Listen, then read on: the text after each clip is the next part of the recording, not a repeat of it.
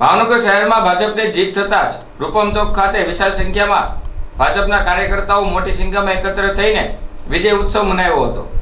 ભવ્ય વિજય ઉત્સવના પ્રસંગે ઉજળો બનાવવા માટે ભાવનગર શહેર ભાજપ અધ્યક્ષ કુમારભાઈ શાહ, કેન્દ્રીય મંત્રી નીમુબેન બાંભણિયા, પ્રદેશના પ્રભારી ચૂંટણી સંચાલક સમિતિના અમોભાઈ શાહ સહિત હોદ્દેદારો, શહેર અને વોર્ડ સંગઠન વરિષ્ઠ આગેવાનો, તમામ સેલ, મોરચા અને સમિતિઓના હોદ્દેદારો, શુભેચ્છકો ઉપસ્થિત રહ્યા હતા। તેમજ જીતેલા ઉમેદવારોને શુભકામનાઓ આપવામાં આવી હતી। કેબિનેટ મંત્રી જીતુભાઈ વાઘાણી અને ધારાસભ્ય સેજલબેન પંડ્યાએ પણ સૌને શુભકામનાઓ આપી હતી।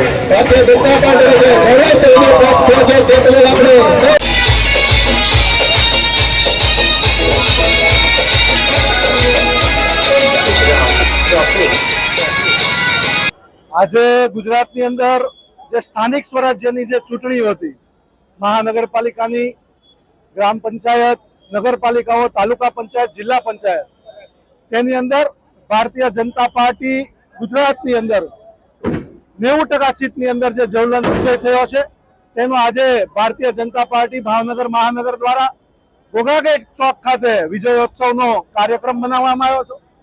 ભાવનગર મહાનગરપાલિકામાં પણ 52 માંથી 44 સીટ ભારતીય જનતા પાર્ટીને શાસનમાં આવી છે। ત્યારે ભાવનગરના તમામ મતદારો, સૌ બૂથથી લઈ અને તમામ સક્રિય કાર્યકર્તાઓ, વરિષ્ઠ આગેવાનોનો આ તકે પણ હું ભાવનગરની જનતાનો પણ આભાર માનું છું।